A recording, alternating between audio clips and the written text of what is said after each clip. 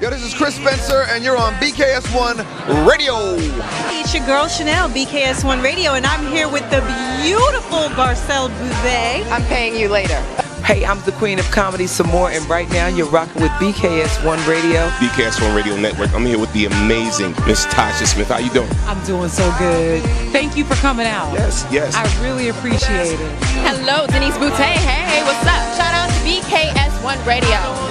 See you soon. Brick City's finest, J.D. Williams. I'm in the Savage Podcast Studio, chilling at BKS1 Radio. BKS1 Radio. I'm here with the legendary Mr. Dick Gregory. How you doing today, sir? Fantastic, brother, and thank you, and thank you, and thank you. This is Essence Atkins, and this is BKS1 Radio. Jamie Foxx, BKS1 Radio. What's going on with you? Storming on. This is George Dr. Funkenstein Clinton for BKS1 Radio. They be doing the dog, y'all.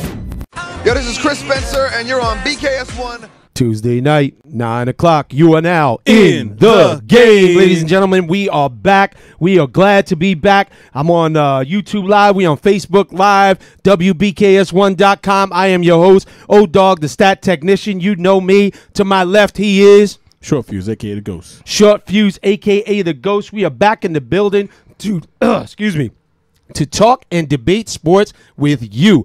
Callers, you can call in. The calling number is 646-233-1302. And once again, that's 646-233-1302. We have a jam-packed show tonight. So many things. It's been so long. We had about 5 weeks off that summer break, which is good. Get our batteries recharged, get everything back. Ghost, how you doing? Doing good, man. How was your time off, man? It was good. I can't complain. It was good. You know, you get to refresh, get to recharge. Absolutely. But I was still, I'm always working anyway. Yeah, I mean, you work the day jobs. You don't have to come in here on the grind. Mm-hmm. We do this out of love and passion, because we are sports fans just like you. Well, for the most part anyway, right, Ghost? Ghost and I were talking off air. Our fandom ain't what it used to be, but it's still here for now, right? So we're going to talk some sports tonight.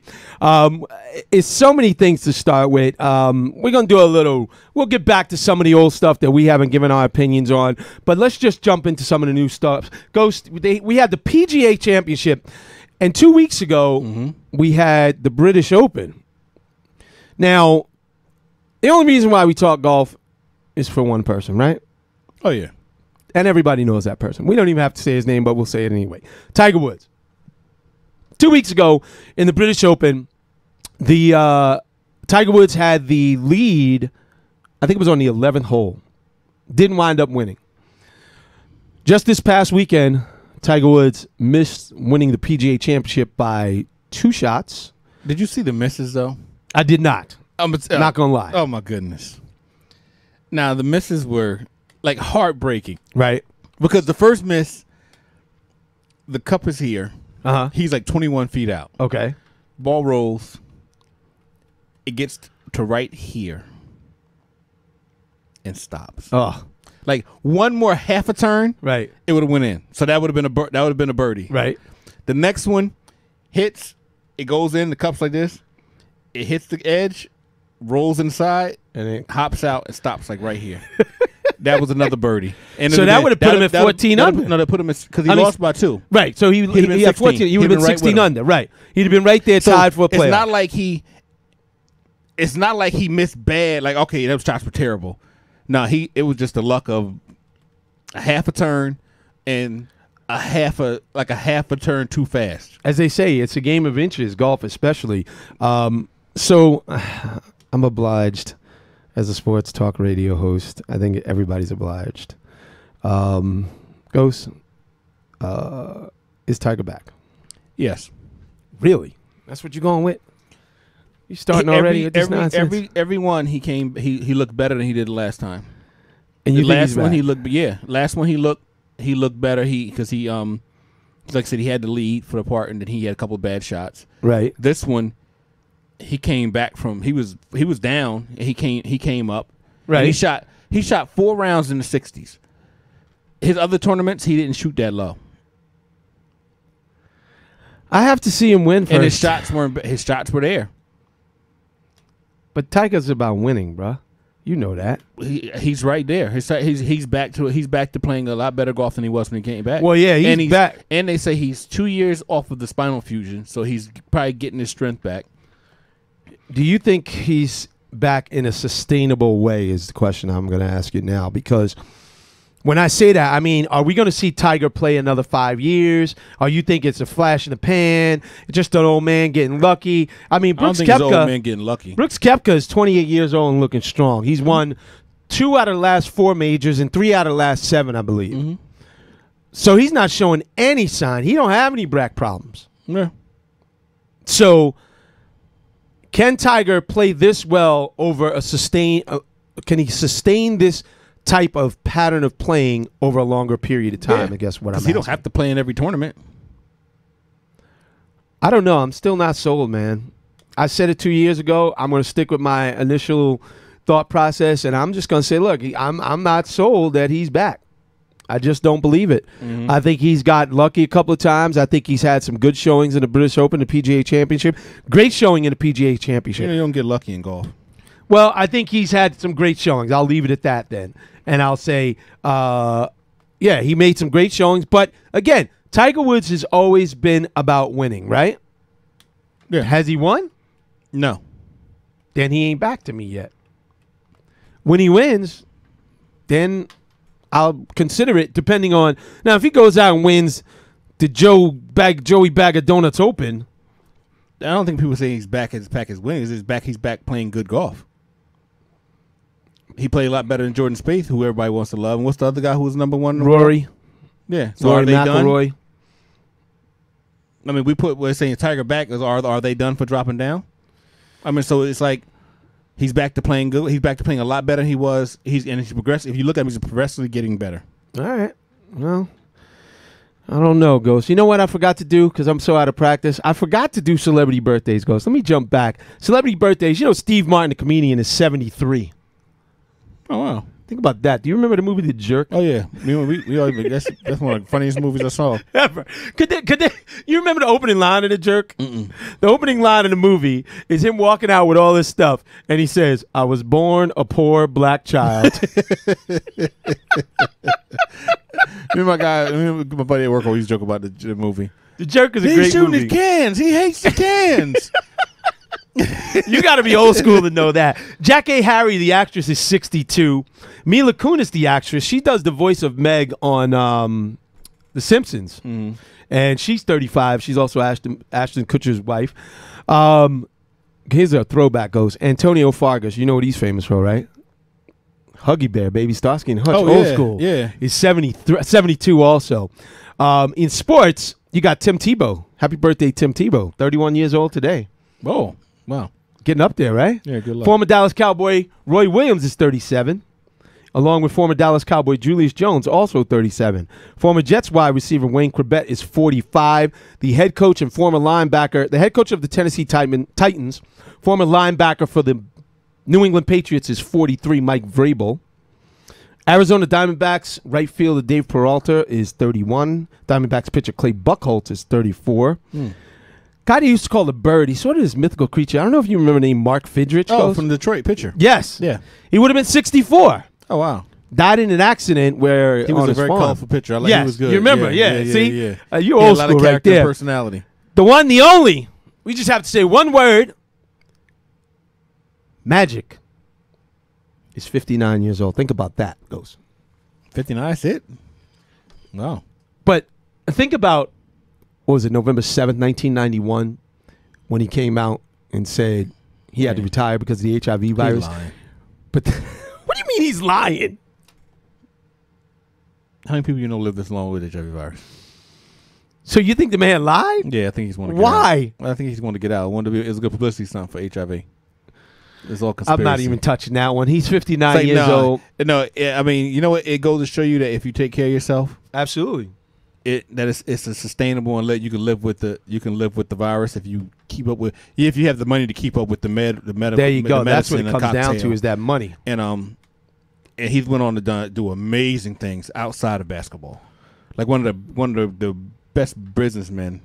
Absolutely, I think I've seen in sports and outside of sports. And all he's done for a lot of the communities he's been into and where he puts his businesses at, Magic is a great individual. And you think about it. So I was joking when I said he was lying. I was about to say, would you say which would you say he was more successful in basketball or his post career? Post career, basically. Yeah, that's what I'm saying. And in because an era, he impacted more people's lives in his post career. That's a good point. Because look how many people he's given jobs to. How many jobs in the communities he's given to people. That's a great point. How many businesses? Because it's not like he takes his businesses and puts them in like rich, affluent areas who don't need the jobs. He's been in urban communities. That's right. That's right. So he's had a great impact on communities around this country. So shout out to Magic Johnson. As a Laker fan, I take great pride in Magic Johnson's play. Also, and you think of how great he would have been if he would have still been playing. Oh my gosh, he might have won another couple of championships. Yeah. Do you remember Bob Backlund? The wrestler. The wrestler, 69 years old. Yes. Oh, wow. Bob Backlund. You know he was corny. What he was the generic corny white guy of wrestling because he had no moves. He had one move. I was going to ask you. You remember what his move was? No. The chicken wing. Oh yeah, that's a corny move, man. Come on.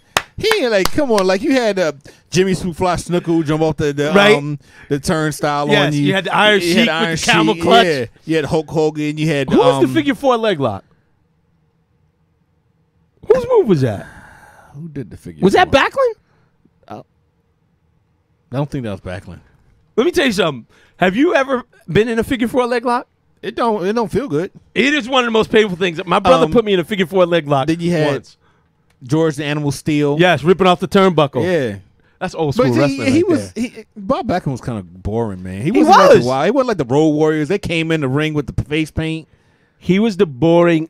Oh, Ric Flair. That was Ric Flair's move. Ric Flair was the guy. Now Ric Flair. Woo! I love Ric Flair to this day. Ric Flair should have never stopped wrestling. Our timing couldn't be better right now, bro. I love Ric Flair. All right, today in sports. In 1936, the United States beat Canada 19-8 in poor conditions outdoors to win the gold medal in the inaugural men's basketball competition at the Olympic Games in Berlin, Germany. Nice. 19-8. What the hell were they playing in a snowstorm? What game was this? This is basketball. People were terrible in basketball back then. And all you had to do is throw the ball in a bucket. It wasn't that skillful. 1930. They didn't know how to. That was 36. Yeah, so that was the Hitler games. They didn't even know the jump shot. They didn't know they were how shooting underhanded. They probably didn't know the form. Yeah. That was horrible. 1980 is horrible. And in 1969, shout out to Chill Mr. Keep It Real. This one I put in for him. The New York Mets fall 9.5 games back later to win the pennant. How about that, Ghost? That's the last pennant they won? I think so. Nah, 86. Yeah. Give them 2. And you got to give them the one when they went to the World Series against the Yankees, and then they went to the World Series against Kansas City. How many they win? 4. How many World Series they win? 1. Oh, okay. No, 2. They won in 86, didn't they? Yeah, they did win 86. Yeah, 86 because of the Bill Buckner. Bill Buckner. I'm still got Bob Buckner. I'm not even going to put that all on Bill Buckner because you still had a chance. Right. That wasn't Bill Buckner's fault. I feel for Bill Buckner, though. He'll go down. And when you look at because he had bad knees and a bad back, he couldn't get down. He couldn't. So I mean, you can't fault the guy for being his limitations. And bro, when you look at, have you ever looked at Bill Buckner's stats? Yeah, they're great. He was a great ball player. Yes, he was. And it's terrible that that's what he's remembered for. And he's going to be remembered as the guy who let the ball roll through his legs. Bill Buckner could ball. Who would you want to be known as though? Bill Buckner or the Cubs guy? Oh, Bartman? Yeah. Ooh, that's a tough one. Ooh. Wow. Because that was Boston's first time chance to get a World Series in a long time. I think I'd rather. Oh man, I don't know. I think I'd rather be Bill Buckner because that Bartman dude caught hell, man, for no reason. Moises Alou wasn't even gonna catch the ball. He might have. I don't know. I'm still convinced he never would have caught the ball. Yeah, I wouldn't want to know if it was a kid.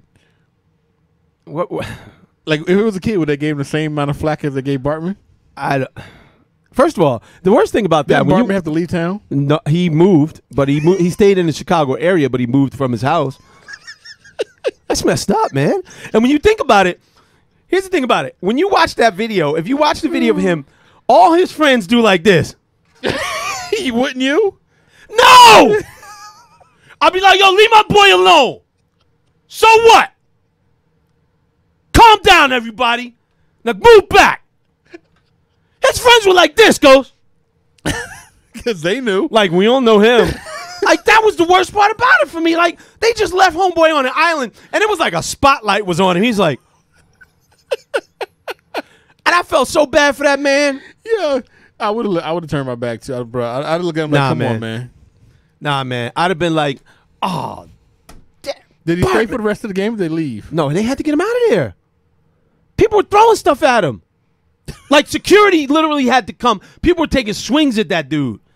And they had to get security. And then they said he had to wait under the stadium because they were afraid people were going to try to attack him. And they had to get a security. And they had to run a decoy out one way and get him out another. Think about that. That's crazy. It ain't really that serious. It's not that serious, folks. We enjoy sports for the fun of it. Now, back to sports. We talked a little PGA championships. Folks, we got some great, we got our regular call-in guests, if you can call them guests. They're damn near co-hosts of the show by this point. We got the great Jamal Murphy calling in. He's going to talk to us a little bit about the Jets training camp, what's going on with the Jets. We also have the great Gerard Hector calling in. He's going to give us a little background on the Giants. So keep it locked if you're a Jets or Giant fan, and we'll get some information from them. Now, Ghost, let's do a little recap because a lot of things have happened since we were off in July. We're going to go through a little fast-paced, let's talk a little bit about LeBron. Before the summer started, where everybody was on the LeBron watch. Where's the summer of LeBron? Where's LeBron going? He winded up picking the LA Lakers as suspected by me. Did you think he would pick them? What do you think about that choice? I think it's a good choice. You think the Lakers can be successful? He gave him 4 years to be successful. Does he make them an immediate playoff team? Yeah. Okay, what seed does he make them? 7 or 8. What? Still got a lot of young players. Are you drunk? The West is deep. Are you drunk? So, okay. All right, hold on. Let me back this up. No, I'm going to Go ahead. Golden State. Hold on. No, let's do it this way. First of all, let me ask you this question. How many wins do you think the Lakers will have next year? I don't know. Not 50. You don't think so? No. Wait a minute. Come on, Ghost. The West is tough, man. Hold on. Let's just look at this right now. This is what and I've done this with Murph, so I'm going to do it with you. This is last year. The West is tough. Okay. So in 2018, How the many Lakers games they win? 35. Now you add LeBron. You tell me they can't get to 49 wins? They get to 49. So you said they can't get 50. Why can't they get 50? Because you said 50. I'll go 49, maybe 50. The ball breaks. Now, if you get 50 wins, that puts you at a 3 seed. I think they're going to be 4 or 5 at worst. Now, keep in mind, the difference between 3 and 8 was only 2 games. You know what I'm saying? So you're talking about Portland had 49 wins. They were a 3 seed. Minnesota had 47 wins. They were an 8 seed. The Spurs had 47. They came in at 8. Utah and the Pelicans had 48. Oklahoma City Thunder had 48. They went 4, 5, and 6. So you really have the cream of the crop in Golden State and Houston, and then basically everybody else in the West. Right. So now I'm going to re-ask that question. What do you think the Lakers seed is going to be? 7. 6 or 7. I'm going 4 or 5. I think LeBron's going to get him to that 48, 49, 50 range. I don't think he's going to be able to pull more than that out of them. They still have to learn how to play together. They still have to gel. They have to get comfortable with LeBron coming in and changing the whole offense because now the offense is going to run through LeBron, not Lonzo Ball. It's not going to start there. Not Brandon Ingram. Not whoever else is there. Kyle Kuzma. What do you think about the additions the Lakers made in Lance Stevenson and Rajon Rondo, Ghost? I'm not a fan. You're not overwhelmed? I mean, they're good coming off the bench because your second unit's going to be good. Right. But Rondo could start. Will he start over Kuzma? Or Kuzma's over not a point guard. No, over Ball? Ball. He should. Okay. But if you put – who's going to run the point if you put LeBron and Rajon Rondo out there? Rondo. You think? Mm-hmm. But LeBron's a ball dominant. So now he's going to play off the ball? He don't run point now. So basically, he basically runs the point. In Cleveland, he basically ran the point. The only reason they call it, he only ran the point because Kyrie wasn't there. Who's the true point guard in Cleveland when he left? After Kyrie left, nobody really, I guess. Okay. In Miami, did he run the point? No, you had what's the name bring the ball up, and after point guard is just the point. Is just the way you slotting people. Right. Because when the ball's coming up the court, whoever has the ball's going to come to the court. And usually if they take it out, the point guard might come bring the ball up. But it's not like the point guard's going to always bring the ball up. Right. But if Rondo will be in there. Rondo's a good passer. That's gonna be interesting. I mean, that's the problem. And to why do you see. need, if you have somebody who can bring the ball up, why would you need to give LeBron the ball all the time? You got to take some of that away from him. If he has to, he can, but you don't need to do it every time for 82 games of the season. Like, you got to give him a break somewhere along the line. I guess you're right, because there was no true point guard in Cleveland. I didn't think about it from that aspect. And, you know, they'll have a true point guard. So, that, I mean, that Laker offense can look totally it's going to look totally different. You know, but I'm excited as a Laker fan, and I've always been a LeBron supporter, so now I can become a real LeBron fan. You know what I mean? I've always supported LeBron in Cleveland and Miami. I always like what he's doing. And let's talk a little bit about the great things he's doing in the community, Goes. This guy, you know, when you have people telling athletes, shut up and dribble, when you have Donald Trump coming after LeBron James, and LeBron James taking a high road and saying nothing, all he's doing is open up schools, promising kids free education, free clothes, free bikes, free transportation to school, free college education if you graduate, breakfast, lunch, and snacks, a GED program, and job placement for the parents. You know, I have a phrase. If you don't like LeBron, something wrong with you. Yeah, something. I mean, you may not like his game. You may not think he's the greatest basketball player, but you have to accept that he's taken some positive steps in the community. Tell me how many athletes have been a star from high school. He's been in the spotlight since he was a freshman in high school. I didn't even think about that. On ESPN from then. 16 years old. On Sports Illustrated covers. Came out, never got any trouble. Never. Now, put all his friends on. He put and they had. I guess they went to school because they work for his little sports agency now. Yep. He gave them all jobs, so he changed their lives. Yep. Before this, I Promise school, he's put. I don't want to know the exact number, but I want to say a large number of kids through college. Yep. In the Akron area already. Now he did the school. Stayed spotless. Married his high school sweetheart. Yep. Never had a blemish on his career. No tarnish. Nothing get in trouble with the law. Not by get in all trouble accounts, with the league. great father. Yeah, all accounts, great father. So there is no marks on him. I don't like. He's almost like Derek Jeter. Yeah, it's almost like athletes who just, if you want to say who do you want to role model, if you want somebody to look up to an athlete, what do you want to? If you want to look up somebody who like model after even outside of sports, he's one of the few. That's a great way to look at it. Goes, he's almost like Derek Jeter, only he's doing light years more than Derek Jeter, or more, I should say, more than we know not about. Getting in trouble, right, and being right, a star right. and in a spotlight everywhere you go. Like Derek Jeter, I don't say Derek Jeter because he was a star in New York City at a young age. Right. Look what New York City did to Dwight Gooden, to Dow Strawberry. Yep. To a lot of other to Lawrence Taylor's, to a lot of the other. Ate him up, shoot him up, and spit him out. Who get that fame, that notoriety in a big city, and everything's given to you, and they fall victim to it. Look at a lot of sports athletes do. Absolutely. It's hard to stay clean when the world's at your feet and everybody gives you everything that you want. And the crazy thing goes, is that, excuse me, for all that, was promised of his talent, he's delivered on that. Yes. He was as promised. You know what I mean? Yes. He was as great as they said when he was 16. They said, this guy is going to be the next big thing. This kid's going to be great. And he went on to be great. Mm-hmm. Like, he wasn't a bust that, you remember Harold Miner, they called him Baby Jordan. Yeah. Whatever happened to him? You got all these players. He said they said he was the next best thing. Yeah. In high school. Yeah. And all these players, like you said, that fall victim to whatever, or simply their talent just doesn't hold up to the hype. And his has. Mm-hmm. So shout out to LeBron for doing his thing. Like I said, I can now be a full-time LeBron fan. I don't have to hold back. I don't have to say, well, yeah, I'm rooting for Cleveland. No, I'm rooting for the L.A. Lakers. I'm rooting for LeBron James. I'm rooting for my guy on my team. That's my dude now. Ghost, we got the fantasy football draft coming up. Everybody's getting set for that. Give me your top 3 tips for fantasy football players before we take a break. Running back. That's 2. What do you got? 3? Wide receiver. There it is, folks. Hey, you know what? Draft how you want to draft. Right? I'm going to tell you that. And I'll tell you, because, everybody got these. You can listen to 8,000 experts on what you should do. If you want a player, Get the player. Yeah, but what if you can't?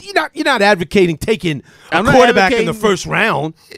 No, I'm not advocating that at all. But if that's what you feel, if you want to design your team a certain way, and that's how you think you're gonna have the best team, then you do what you want to do. Come on, Ghost. You do what you feel like you want to do is right. You got. Cause some people get up and say, "Oh, like I wouldn't say take a quarterback." Because if I just said running back, wide receiver, then you're already in the third round. Right. So obviously, I'm not telling you to take a quarterback before the third round. Okay. But some people will say if you took Aaron Rodgers in the third round, you took running back Aaron Rodgers, I'm not going to crucify you. It all depends. But then some people say, "Oh, you should have took that day. You took the defense too early. Don't draft the kicker. Not in your first 6, 7 rounds. Kickers ain't winning you games. Not anymore." But that was my one bit of advice. I think my top 3 tips would be stop taking this thing so seriously. People take fantasy seriously? Man, I know guys that think they should be GMs of teams because they won their fantasy league. Yeah. Realize it's just a game, and a lot of it's just dumb luck. Okay, that's tip number 2. And don't draft with your heart. Yeah, don't draft. Watch your bye weeks.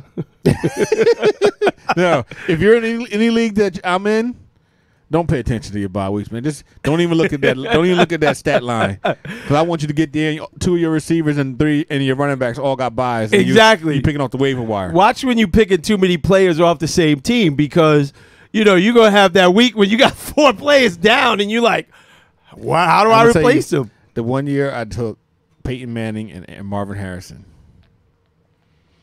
That's not that bad, though. Oh, no, that was the year they were terrible. It was terrible. They weren't consistent. They were up and down. Okay. And I got rid of one. I can't remember which one I got rid of. Oh, I think I got rid of Peyton Manning. Okay. And I said, look, I'm never drafting. First of all, I never draft Peyton Manning ever again. Right. This is when we were with the Colts. Never again. I said, I'm never taking you again. Okay. And then I was like, if I take a wide receiver and a quarterback, it has to be a special one. Like if it was Aaron Rodgers, Jordy Nelson. Or what about Tom Brady? Ben and Antonio. See, I took third. Yeah, now or if it's Tom Brady, Gronkowski. Right. Right. Ben. But I don't like Ben Roethlisberger that much though.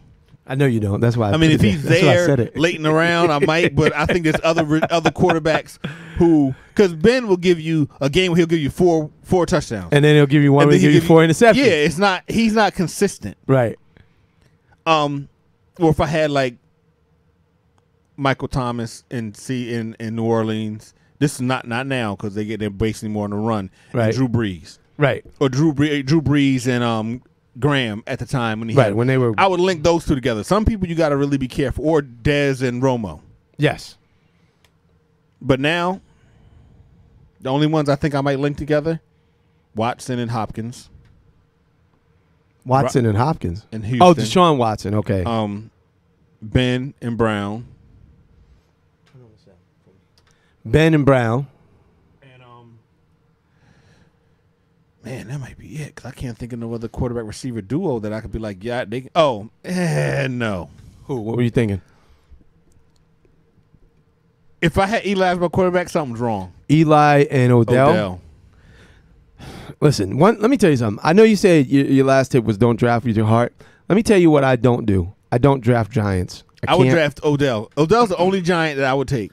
I don't know that I could take him because, that puts me in an uncomfortable position of having to root for Odell to have good games. 2 of those games, which would come against the Cowboys. I can't do it. If I got money in the league, if it's a free league, no. If I got money in the league, I'm trying to win. I understand, but I can't. And if Odell's there, I'm not going to not take Odell because he plays the Cowboys twice. That's the question. I'm going to ask Murph and Gerard that. Would you draft a player for your most hated team? Yes. I can't draft the Eagles. Now, Washington players I can draft because... No, Eagles I won't draft. See, so you got yours too. Because I don't think any Eagle players worth...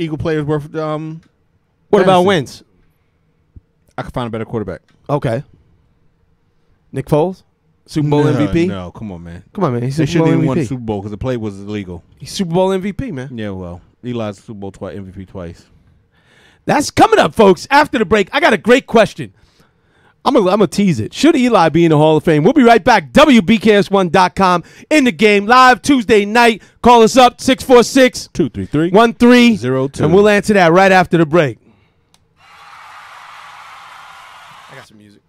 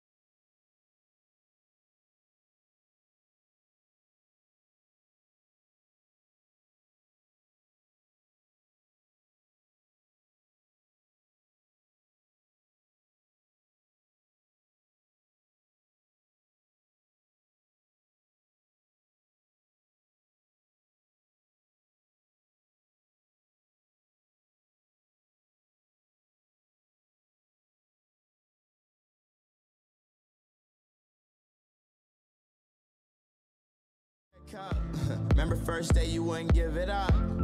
We had only scratched the surface. All right, we are back live in the game. WBKS1. I am your host, Old Dog. To my left, he is Short Fuse, aka the Ghost. The Ghost and Old Dog. We going two-man, old school style. Shout out to Mr. Keep It Real. Shout out to Coach V. She's not under the weather, but she's working too hard on that Clark Kent grind. So let's give her a big cheer for working hard. Oh boy, wait a minute. I gotta. Oh jeez. I'm messing up the noise. Hold on. There we go. What's up with that? Hold on. Live radio, folks. What can I tell you? Why is my mouse not working? All right, we'll shut that down. There we go. And we'll give her a cheer now. What the heck is that, yo? I just closed that, yo. Joint's still playing anyway. All right, let's get back to Ghost. Windows open. Might be another instance open. I don't know. Only opened one. Only got one open. Yeah, that's it, I think. Wow. Anyway. All right, folks, we are back to talk and debate sports with you. You can call in the calling number 646-233-1302. And before the break, I asked a question. I'm going to ask you, Ghost. I want to get an answer from you. Should Eli Manning be in the Hall of Fame? Should he be voted into the Hall of Fame after he retires within 5 years of eligibility? I mean, not the first ballot. He'll get in because of the 2 Super Bowl MVPs. But look at the stats-wise, I don't think so. I'm inclined to believe you, to agree with you. I don't think that the problem is he's going to get in. Yeah, he'll get in. I don't think he should get in because I don't think he's that great of a player. When I think Eli, I don't think Hall of Fame. I mean, I think he I rode the personally back. think the Hall of Fame accepts too many people. Well, let's talk about that because we had the most recent Hall of Fame class. Did you watch any of the speeches, Close? No. You didn't watch any of them? I don't watch Hall of Fame speeches. I love see watching. people cry. Oh, no, thank you. Whatever, man. Oh my gosh, Ghost. What makes you cry, Ghost? Anything? Is there anything? Now? Anything with kids.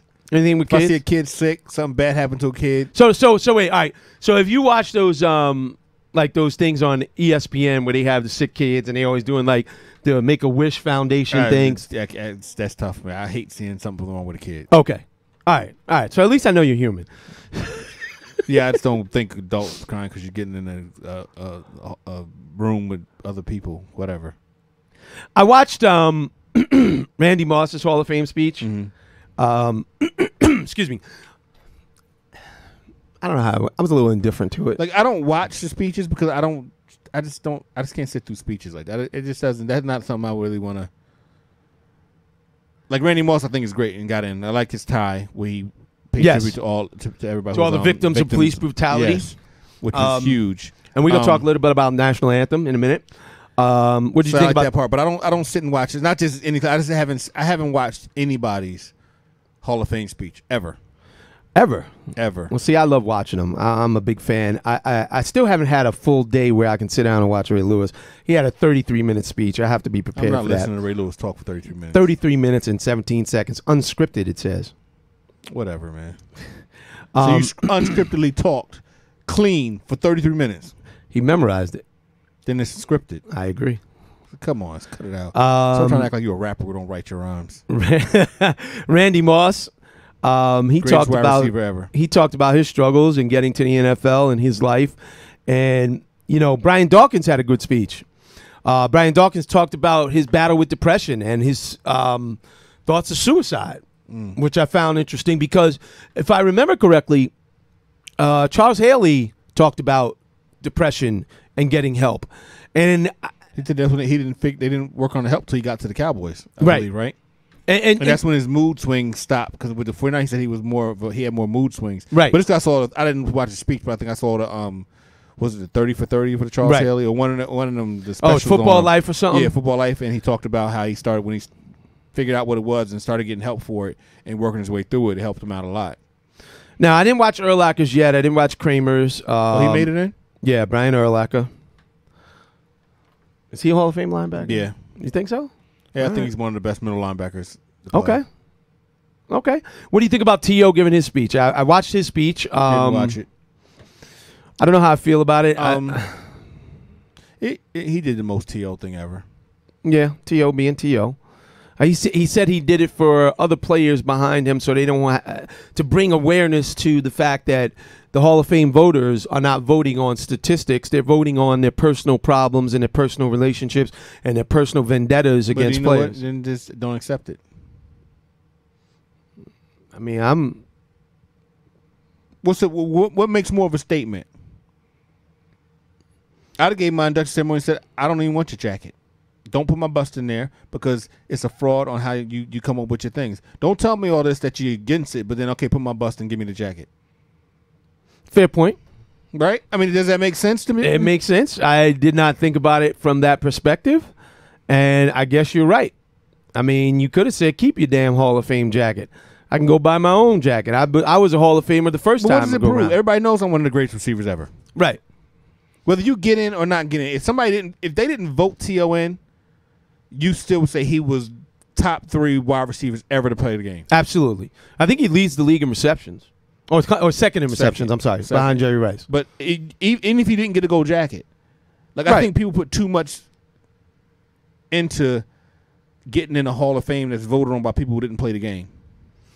Yeah, but it's the highest honor of football. And see, yes, my thing was, but it's not voted. If it's voted on people in the Hall of Fame, who are in the Hall of Fame who made that vote, okay, cool, and that's where you got most of your bases from, right? A person who writes about sports should not be voting whether somebody gets in because he, like T.O. said, he might not like me because I didn't give him an interview. Right. Look at Jerry Rice. How long did Jerry Rice take to get in the Hall of Fame in baseball? Because he wasn't personable and the media didn't like him. Who are you talking about? Jerry Rice. In the Hall of Fame? What's his name? Boston. Oh, Jim Rice. Jim Rice. Jim Rice. Okay, I was like, Jerry Rice. I knew it was Jay. My mistake. But didn't it take him forever because they said he was, the media really didn't disagreeable. Like him? Yeah. So, but that had nothing to do with his stats. Right. I don't think anybody who doesn't play the game, who didn't play the game, who's not in the Hall of Fame, shouldn't be voting on people getting that honor of being one of the greatest players. Let their peers, people who are in there, make that decision. That may be interesting. That may be an interesting way to go about it. And I bet you it'll cut down on everybody getting in because you don't need to have 5 or 6 people every year getting in the Hall of Fame. Because after a while, Hall of Fame is going to need to be a school. It's a big building. No, but you're going to need another one. You got to build on. For what? It should be a certain elite number that get in there. Well, it's only 300 and some odd players. Every year they do 5. Yeah, but that's not a lot, Ghost. So when you think about the amount of players, 5 ain't deserving. When you think about the amount of players, there's currently about 1,500 players in the NFL. Mm-hmm. There's only, and you think about how long the NFL has been in existence, and there's only about 363 Hall of Fame players in the league. But see, even good players now, or what they want to call good players are getting in the Hall of Fame. Name me a player if they wait enough time. Name me a player that you think shouldn't be in the Hall of Fame. Let me look and see. All right.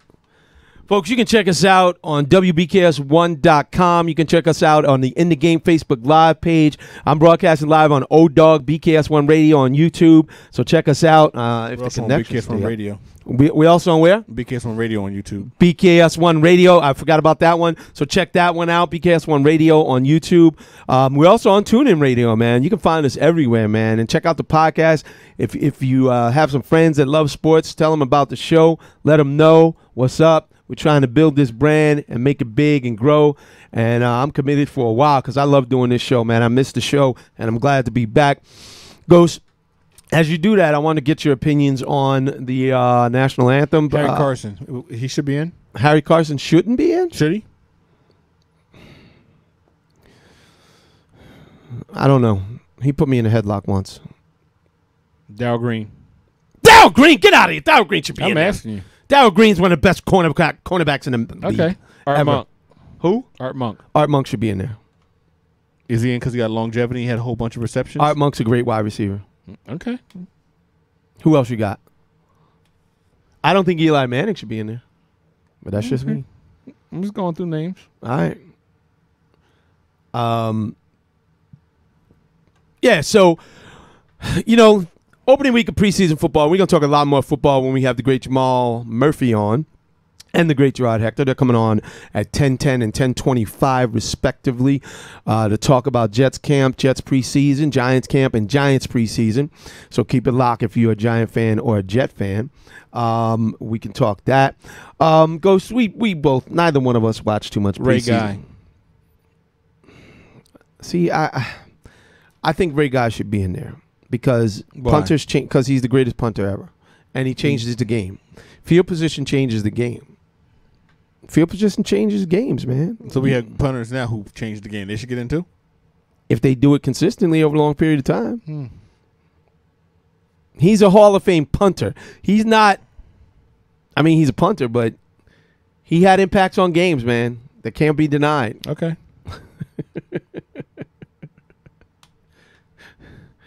Hold on. I gotta go with this. I gotta go with this one, folks. What? What's bugging Ghost? I was asking. I think we have people who it's just watered down. I think too many people get in. It's got to be years. Tell me how many people in the Hall of Fame. Give me the exact number. I'm gonna Google it myself. How many people are in the Hall of Fame? How many players, folks? And let's see if there's too many.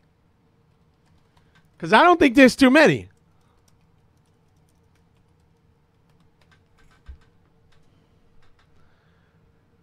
310. 310 goes. That's nothing. Yeah. That is a small, infinitesimal percentage of the amount of people, the amount of grown men that have sacrificed their body for the game of football that this nation loves. 310. That's nothing. I don't think so. So you think that's a lot? How many should be in there? I don't think everybody should be in. Everybody's not in. It's 310. Some people don't need to be in. We're not going to agree on this one. We're not. There are only 310 people as of the class. There's 315 now with the class of 18. Yeah. The next year's going to be 320. Then 325. You feel like you but got here, But here's you the feel thing. like you got it. They feel like they have to vote somebody in every year. But here's the thing. Some of those people weren't players. So there's probably, when you think about the executives, you take the executives out, there's even fewer players. So that bolsters your point. Because I'm looking at it right here. It says Art Rooney. Art Rooney didn't play. Jerry Jones in there. Jerry Jones didn't play. Mm-hmm. So you can cut, let's say we cut about 40 guys. So now you down to 270. Is that too many? I don't think every year somebody deserves to be in. But I'm talking about, Ghost, you're talking about every year 1,500 more guys play the game. No, not 1,500 more. Well, how many players on the team? There's 53 times 30. That's 1,500. It's not that much turnover. It's not 1,500 new people play the game. Okay, that's fair. That's fair. Okay, so let's say over a 10-year period, an average of 2,000 players play. Mm-hmm. So they put over that same 10-year period, they put 20 players in the NFL. Put them, well, yeah. So that's 20 over 2,000 players. 1%. Huh? 1%. 1%? Yeah, no. That's nothing. 1% ain't, all 1% ain't great. All right. All right. Well, let's talk a little bit about this anthem. You know, we have it's to like do people it. getting in an MLB Hall of Fame with 300 wins, but they pitched for 40 years. Bartolo Colon on his way. So I mean, you just 246. You just padding stats. Bartolo Colon, most winning Latin pitcher in the history of Major League Baseball. Bartolo Colon, I'm not knocking Bartolo Colon. He done turned himself into a one-pitch pitcher, and it's still effective. Kids, if you want to learn how to pitch in Little League and all this stuff, look at Bartolo Colon. He throws a baby. fastball. And he places it. He's not throwing 97 miles an hour anymore. Location. You don't need to throw all them sliders and curveballs when you're 15. The gyro ball. Learn right? the fastball. He's doing it now in the major leagues. It's amazing.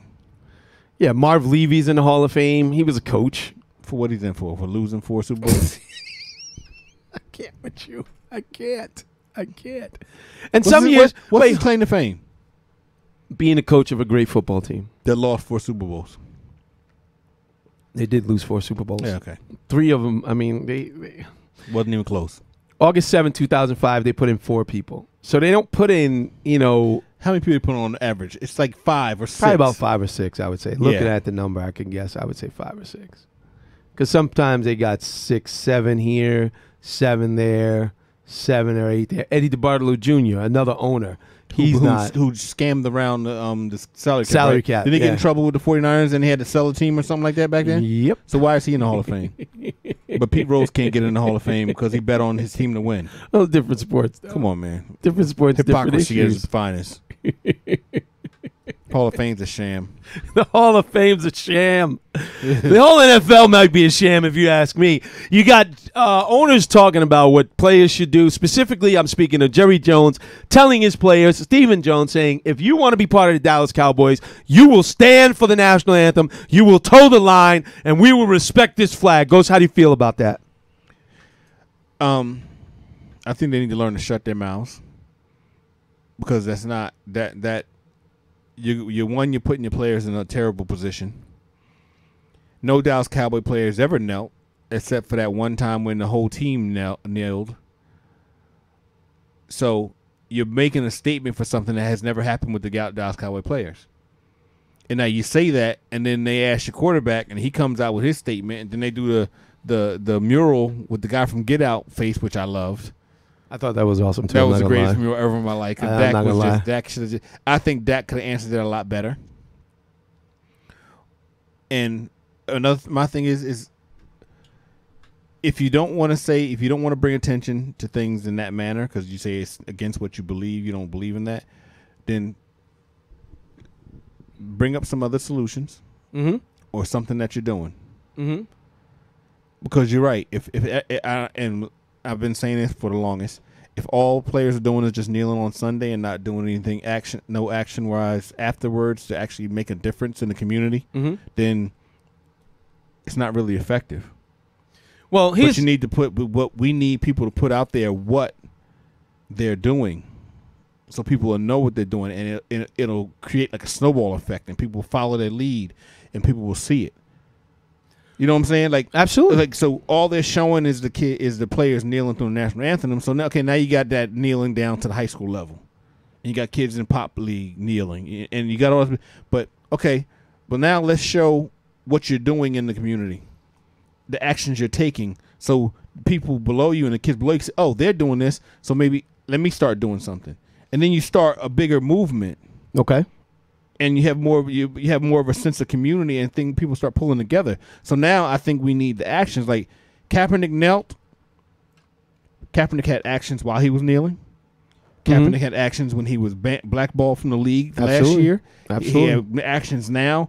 He has been putting his money where his mouth is, and he has been about actions more than just kneeling. We need to see something, show people that is more to it that we can follow. Now, I don't think you should be able to tell somebody that they can't kneel, because if that's their choice to kneel, then they should be able to kneel. Now, see, there are a lot of people that disagree with you. And don't be hypocritical, because if the national anthem plays and you're sitting on your couch on Sunday watching a football game with a baseball cap on and a beer in your hand, if you don't stand up and take your cap off and put your hand over your heart, don't tell me about a player kneeling who's being disrespectful to the flag. If you wear an American flag T-shirt, bikini, bandana, baseball cap, socks, bathing anything that has I got one of those. The American flag on it, you're being disrespectful to the flag. So look up the laws and how a flag should be worn, how it should be flown, before you start throwing around people being disrespectful to the flag and to the troops. I guess. And if you're coming back and you're going to say we're being disrespectful to the troops, then your government's being disrespectful, because they cut a lot of the health benefits and a lot of the programs that go to these Army veterans and the troops who come back from the wars. So let's talk about that. Let's talk about the funding to the VA hospitals and the mental health when they come back from the wars with PTSD. If y'all want to talk about being disrespectful to troops, or do y'all just want to stop and say, oh, it's only disrespectful when we bring in the black issues? Just keep it real in what it is. When you step over the homeless person who served in the war, talk about being I give you applause, People are too stupid. People are too stupid, and you let people change the narrative on you, and you sit there and follow them like sheep. You are correct, sir. The president dodged the draft 5 times. You are correct, sir. Not one of his kids served. So don't tell me about that. Your president talked about John McCain, who was a decorated war veteran who got his plane shot down and was captured. Said we only respect heroes who aren't captured. Like he chose to be captured. So don't tell me about disrespecting troops. I think all the points you make are fair. Absolutely fair. And, people have let this thing. See, now goes, first of all, as it relates to Dak, I think Dak's in an untenable position because he, well, let me put it to you this way. The owners have shown and indicated what they will do with certain players who kneel. Dak doesn't want to be the next Colin Kaepernick. Whether that's right or wrong, that's his choice. This is my issue. Good. They can't do it to everybody. I agree. And my hope was that Dak and Zeke came out there and kneel right there and say, cut me. Cut me. They ain't cutting them. Cut me if you want. If every player in the NFL kneeled, they're not doing that. They can't do that. They can't cut everybody. But see, here's the problem, Ghost. You got a lot of these players that are not making a lot of money. And Dak's not making a lot of money. No, he's not. It's his first rookie contract. He's on his rookie contract. Yeah, and he's a 4th-round pick. So Absolutely. He's not making the money Zeke is making. Right. He's not making Zeke money. And he's concerned about his next contract, his next job, his next team, if he has to move on from the Cowboys, and how it's going to play out. So I understand that, and I could, but I won't ask him to take money out of his pocket. He's got to do what's right for him and his family. I understand it on some level. I don't agree with it. I don't like it, but I understand it. I just don't agree with the wording. My thing is like no Cowboy players ever knelt except for that Cardinals game. But if you're going to say that you don't want to kneel for your own personal reasons, then say what you're doing. But don't you know just what? say, It's got to be. I'm up for other options. Okay, well, so that means right now you're doing nothing. You know what, though? And I think it would have been more respected if he said, I'm out doing this, this, and this. I want to bring this to you. I heard somebody say this. I can't remember who said it. I'd love to give him credit, but I can't. They said, think about it from this perspective. You know how Jerry Jones is. He's a snake. Mm-hmm. Went up to Dak on the sideline. Hey, Dak, how you doing, man? You're not thinking about kneeling now. Dak. You remember who took a chance on you, 4th round pick, man? We got you in this league. We gave you the start. So now you really ain't going to bring no bad publicity. And then think about it from this respect. You go up to Zeke. Hey, Zeke. Hey, man, you remember how hard I was fighting for you? I supported you, Zeke. These are young guys. No, I understand that. Being manipulated by an older, very successful man. And, there's a power dynamic there. Nah, Mr. Jones, nah, sir.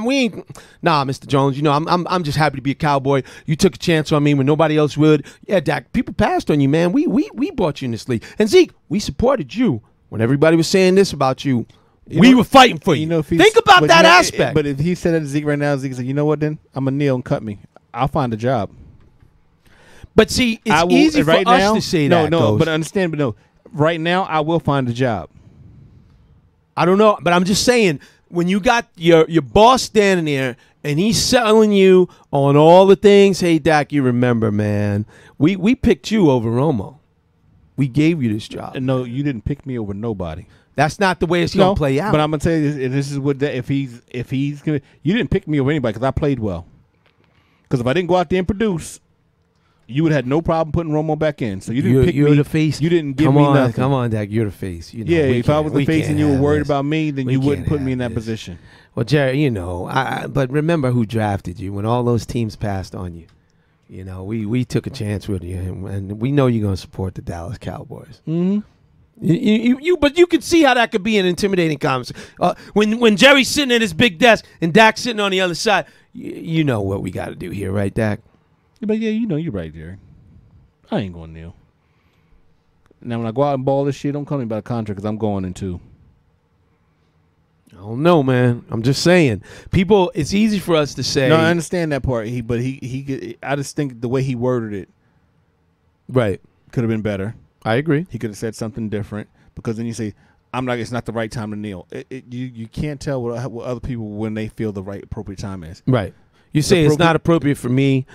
I'm going to do this, and this is how I choose to support the cause. Is that what you're saying? Something like that? I'm not going to kneel. But don't basically poo on everybody who's doing it. Yeah. And make them and then put more of an eye on them because no, you can't tell somebody when is the right time for it. Right. When's the right time to bring up injustices? Oh, you know what? And a protest is not supposed to be comfortable. It's not to make you uncomfortable to change. Right, exactly. If everybody comfortable, ain't nothing changing. Ain't nothing changing. It's supposed to cause unrest. It's supposed to make people think. It's supposed to get in the way of the status quo. Yep.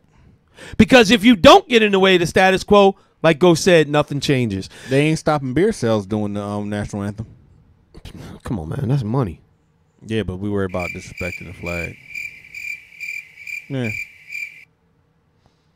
Your hood's showing. Mm. Listen, I don't know, but I don't know. A lot of people say, "Are you tired of the protest, Ghost?" No, I'm not. Protest every single game. Take a knee every single game because you know what? It's aggravating people who don't want the status quo upset. I agree. I love it. I mean, I'm down for it. And nobody should be able to tell you when you can and when you can't. I'm down for the protest. I want every player to stand up to do what they feel is right, whether it's raise a fist. I want every player to do something. I want every. Thing is? What is? If they were out there protesting domestic violence, bringing awareness to cancer, bringing awareness to anything else, oh, that's great. We love you for it. He's such a we want our athletes to take pride. We want our athletes to take a role in the community. We want our athletes to stand up for social issues. Let me play this one. Well, you're killing a lot of unarmed black and brown people in the community. Let's bring attention to that. Let me just play this one, Ghost. No, don't bring that attention. While we're on this topic, let me play this one clip. It's about 1 minute and 12 seconds. I haven't done a clip in a while, and I think we're okay on this one. Let me just play this one clip because I think it's worth it. Here it is. Listen to this guy as he speaks. So I just created this dope website with Wix. For the ad to go by. And 2 and 1. We're going to skip the ad. Cowboys owner Jerry Jones has been I talking love this week about getting this football team ready to play in another Super Bowl. It has been 22 years since they have, and only 3 playoff wins in those 22 years. But Jones talks about that almost every year anyway. And he has been talking too much this week about all the problems the NFL is still having off the field. Jones and his son Steven were saying the other day that any player who takes a knee and doesn't toe the line during the national anthem won't be playing for the Dallas Cowboys anymore. It's incredible to me that a player can beat up a woman and play for the Dallas Cowboys. A player can use illegal drugs time and time again and still play. But you take a knee to protest the racial injustice in America, and now you've crossed a line that he will not allow. Jones loves and respects the national anthem so much that when it was being played before the start of practice Saturday, he left his cap on. And when he was told about the mistake he was making, he still left his cap on. He who makes the rules apparently doesn't have to follow them. I'm Dale Hanson. Dale Hanson, the great Dale Hanson, sportscaster out of Dallas. He had a good speech about when the kneeling started on TV, and it was all the points he made. One day I'm gonna pull it up. I can find the clip and I'll put it in, but he made some good points. I like him as a reporter. I like Dale Hanson after that, and he's one of the guys that, like you said, they say Jerry hates. Because he doesn't let him slide by with nothing. Right, because he calls him out on all his BS, he calls him out on all his nonsense, and holds his feet to the fire and says, look, here's what you're doing wrong, bruh. You're doing things wrong, and we're going to call you on it. Folks, we're going to take a quick break right now. Hold on, let me get some... We're going to take a quick break and come back with our great guest, the great Jamal Murphy and the great Gerard Hector. They're going to come back and talk a little football, and we'll get started with football in earnest. Ghost got a little music for you. Here we go. It's some non-copyrighted YouTube, so don't come at us. All right, we'll be back in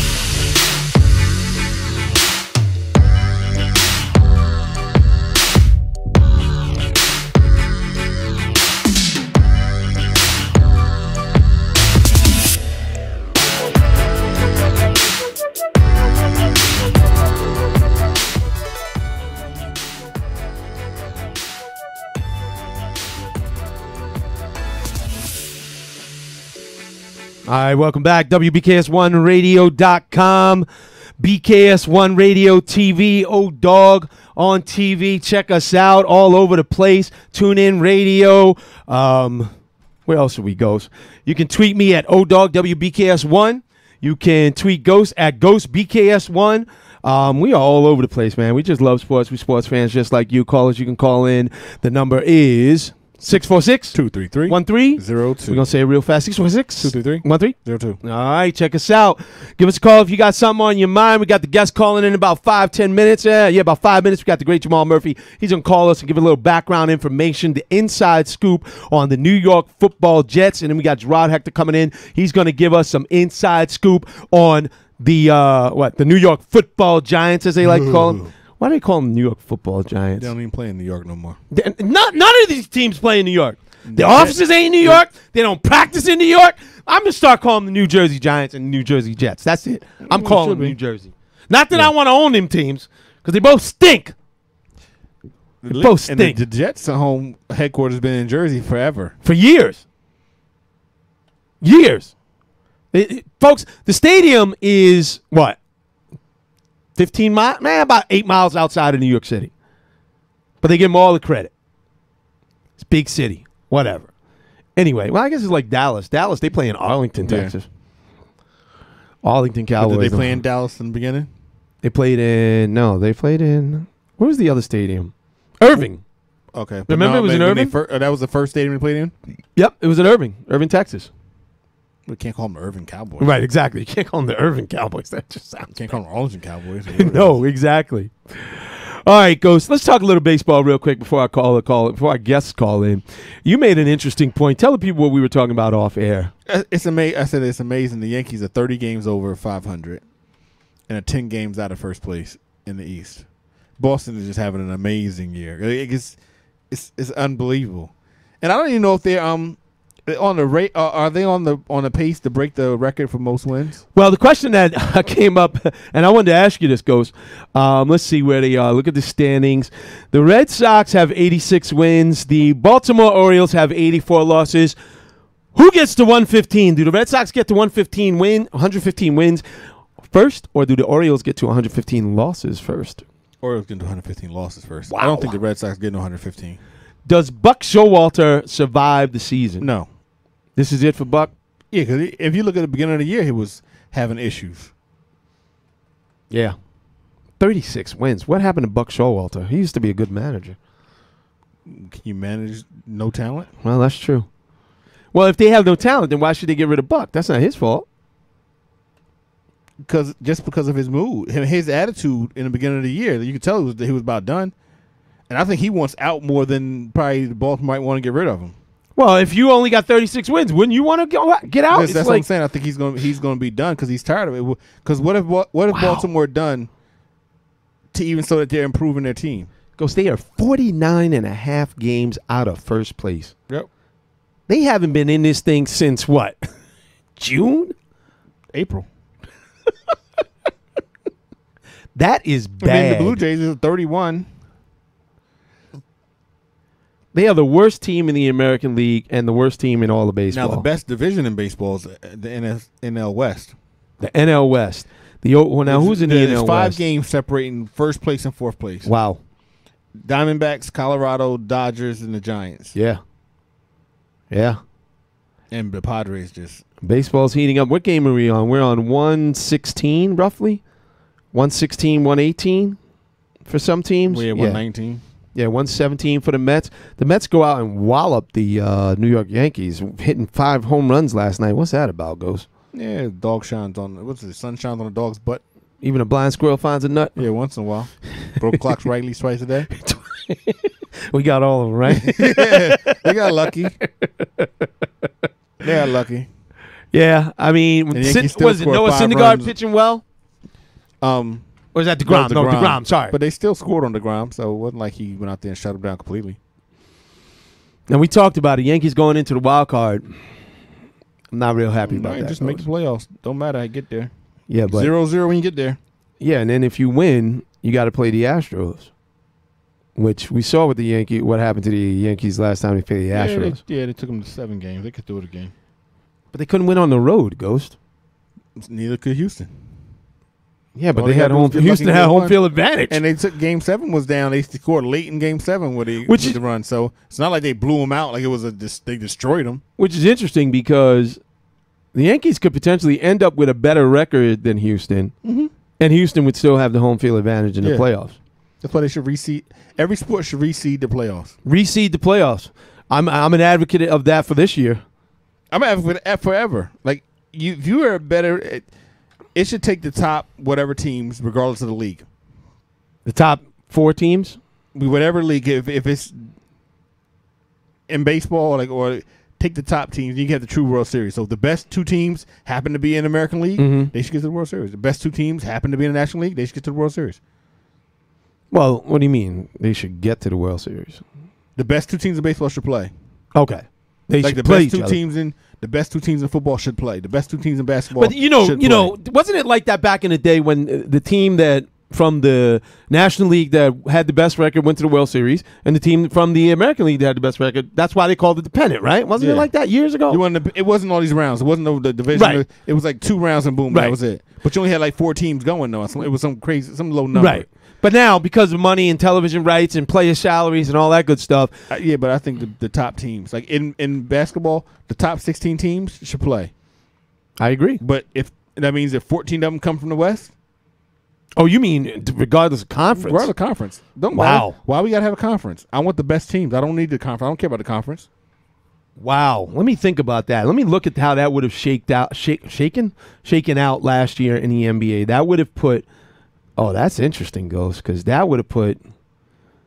That means Cleveland would have been. Hold on. Let's go to the league. Cleveland would have made it. Here we go. Barely. The top 16 teams would have been Houston, Toronto, Golden State, Boston, Philadelphia, Cleveland would have been a 1, 2, 3, 4, 5, 6 seed. Portland, Oklahoma, Utah, Indiana, Pelicans, San Antonio, Minnesota. So it would have shaken out the same way, except Minnesota would have had to play Houston, which really, isn't that who they played anyway? Because you'd had the ones playing the 16, right? Yeah. So that's who they played anyway. The Spurs would have played the Raptors. Pacers would have played the Warriors. And a lot of this probably would have shaken out the same way. I think, right, anyway. But you might have ended up with the Rockets and the Warriors in the finals. You wouldn't have had to have... Awesome. 2 different leagues. Oh, you got to have the best from this conference and the best from that conference. No, you don't. I want the best teams. I don't care what conference they came from. I want the best teams. Yeah. I like it. I wouldn't mind it. I wouldn't mind it one bit.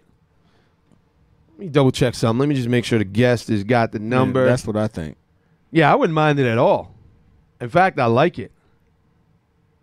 And then you reseed after each victory, and the team with the best record should always get the home court. I agree. Because remember that year, what was it? Seattle was 7-9, and they wound up hosting a playoff game because they won their division. Yeah. Which was garbage. Yeah. I think it was the Saints they had to play. And then they're beating the Saints. Yeah.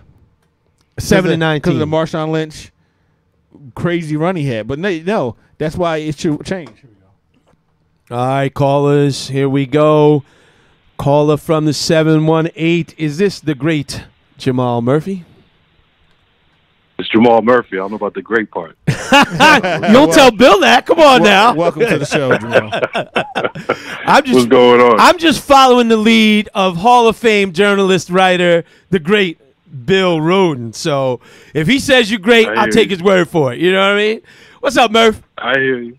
I'm good. How you guys doing? Man, we're doing great. We're doing fantastic. All right, let's jump right into it. You've been to Jets training camp. Were you able to go to the Jets preseason game? Yeah, I was at that game. Okay, give me a little bit of background. Talk to me. Everybody wants to know. There's one thing we're talking about. It's Sam Darnold. Tell me what you know. Tell me what you feel. Give me what your thoughts are. Wow, I mean, he looks good. I mean, he's as advertised, number 3 pick in the draft. He's sharp, very humble in terms of, dealing with the media, but also it seems with his teammates, he's always giving credit to the other guys, the other quarterbacks, McCown and Bridgewater, for, kind of showing him the ropes, and he's always mentioning them. But on the field, he looks pretty solid. He hasn't been perfect. And in the preseason game, I thought he was, especially the first series, was unspectacular. As his reps went on, he played better. Sometimes he looks a little jittery in the pocket, but he always seems to be pretty accurate with his throws. He's not afraid to take chances, try to throw it into tight spots. And from what I'm hearing now, in terms of they have this joint practice with the Redskins, it seems like he's even picked up his play, where you have Josh Norman publicly saying how impressed he is with him and how he can't rattle him like he would want to. And it looks like he's going to start this next preseason game coming up on Thursday, I believe. So, from what I saw in practice in the first preseason game, I would have said that Bridgewater would probably be the guy to start the season. But it was so close between him and Darnold that if it's going to be close, you might as well go with the franchise, the guy that's supposed to be the franchise guy and the rookie, and let him, let the fans see him right away, let him go through his growing pains and go from there. Right. So you think you want to start Darnold? Yeah, why not? I think that's how it looks. I mean, like I said, I think Bridgewater is the safe bet in terms of if you want to go with the guy who's actually going to play, the best and maybe give you the best chance to win. But it is close, even from what I've just seen in the first week or two. It's close enough to where you would say, Darnold's going to get better. The first week is probably Darnold's worst week, if you had to guess, because he's just getting there, just getting his feet wet. If he continues to progress, why not just stick him out there and let him go? And let him go. Why? There's no reason not to. I'm gonna tell you why not. Because if that kid goes out there and gets eaten up in his first couple of games, and then you got to pull him and go to Bridgewater or McCown, then what? You don't pull him. You learn. Yeah. I mean, I think he's the type of guy you could pull. I think you could pull him. But I wouldn't pull him. How many interceptions? I hear you. I hear you. That's not ideal. Yeah, you'd rather, the safe bet is to go with one of the veterans and let him learn, and then maybe either there's an injury or he's ready to go week 6 or something like that. But all his teammates are impressed by him. Opponents are impressed by him. It's not like we haven't seen this recently. A lot of quarterbacks have been thrown in. Wentz was thrown in from day one. Other guys, I don't have on the top of my head, but nowadays in the NFL, it's not that big a surprise. My thing is if they start Bridgewater or McCown, how many extra games that going to get him, and is that going to make the Jets really that much better than the possibility of him learning on the fly? You don't learn much sitting there watching. But if that's the case, you could sit at home, watch TV, a game, and be like, oh, wow, I can go play quarterback. No, you learn from actual playing. Get him out there. He has to process the speed of the game. It's not like he's not a dumb kid. In my opinion, he probably could have went number 1. I think he was the best quarterback in the draft. But you learn more playing, and I don't think the drop-off is different. It's not like saying we're going to sit Drew Brees and start a rookie. I don't think the difference is Darnold's not taking him to the Super Bowl. Bridgewater's not taking him to the Super Bowl. McCown's not taking him to the Super Bowl. I think the value of having him learn from day one, if you're going to just stick with him, is more for down the road than it is to say, all right, we're going to sit you for a year. Because then what difference does that make? Then you're going to come in next year and not play the game. Okay, what about this from this perspective? You got Teddy Bridgewater. Trade him. That's what I was going to say. Why don't you put him out there, let him show that he can still ball, and then you can trade him for assets, then you put Teddy Bridgewater in the preseason, make him look good, then you trade him before the season starts. Okay. Which he did. He looked good in that first game. I think he was like, I forget exactly, like 7 for 8 or 8 for 9, threw a touchdown pass. he looked very solid out there. I think he's the guy. If you were really trying to like go, if you really thought you were a playoff team and you're trying to go, win 9-10 games or something like that, I think you do go with Bridgewater. Right. But if you're already starting from scratch and it is what it is, and Darnold looks like he can handle the pressure, and he looks to be getting better and better, has the team's confidence. Why not go with him? I don't know. It just seems like everybody's rushing to throw these young quarterbacks to the wolves, if you will. You got to learn. Aaron Rodgers sat behind Brett Favre for how many years? It didn't hurt his development. You're talking about a Hall of Fame quarterback, though. You're not sitting. How do we know that? You're not sitting behind a Hall of Fame quarterback. If he was in New England, then sit him. But hold on. How do we know? Right. How do we know that Aaron Rodgers didn't learn by sitting on the sideline and is better now because of that time he's sitting on the bench? We don't. We can't quantify that. He sat for like 5 years. Well, it worked for Wentz, right? Aaron Rodgers had 5 years. Wentz was thrown to the wolves, right? That first season had started pretty good, tailed off late rookie year, but then he came back MVP candidate. I think the Jets would take that, But my thing is, if Aaron Rodgers was behind anybody but Brett Favre, he would have been playing. True. Yeah, probably. So I mean, that's not a good comparison because you're sitting behind a Hall of Famer. But that doesn't change the fact that still may have benefited him in the long run. I don't think so. I think it made a difference. We can't quantify that. We don't know. I'm just saying I don't think so. I think he would have been playing if he was behind somebody else. All right. Now, Murph, give the listeners the insight. Like, what's it like being at Jets camp? What goes on? And for me, I'm going to ask you the question, what the heck do they do at camp? Like, what are they doing? All the B-roll that we see, all I see is guys running around in shorts, stretching, catching a pass here or there. What do they do? Yeah, I mean, first of all, the first thing I noticed, it was hot. It was like 90-something degrees. All the reporters, we were all looking for shade and water. You know what I'm saying? I was just happy I didn't have to have pads on and a helmet. So that's the first thing. It's not a game out there. You know how this summer's been, in New Jersey and New York. It's been pretty hot or raining, one or the other. But, I mean, it reminds me, I played high school football. It reminds me of the same thing, the two-a-days. You're hitting the bags. You're breaking off into the defensive drills, the linebacker drills. They're running through. They're doing the little footwork drills, and they're throwing them the ball. Little interception drills, little fumble drills. The quarterbacks, they go to a spot on the field and they're just throwing different patterns. And then at the end of towards the end of the practice, I'd say a good probably half hour. The last half hour of the practice, they're actually playing 11 against 11. Not really tackling, like half tackling. They're not throwing people to the ground, but they'll wrap you up. Full pads. So that was good for me. You were able to really see the quarterback play because they were breaking up. They were breaking up snaps pretty evenly the couple of days I was there. From what I've heard now, that another reason I think Darnold might start is the practice they had today against the Redskins. Darnold I think he took like 20-something snaps. Bridgewater took 5, and McCown took 5. So if that's not a sign, at least for this next preseason game, that's a definite sign. I don't know what it means long term, but yeah, I mean, practice is practice. Probably, pretty much what they do during the season. I don't even think it's really technically training camp anymore. They're just retreating this as regular practice. They got preseason games every week, so it's the practice leading up to that. So, I mean, it's pretty routine.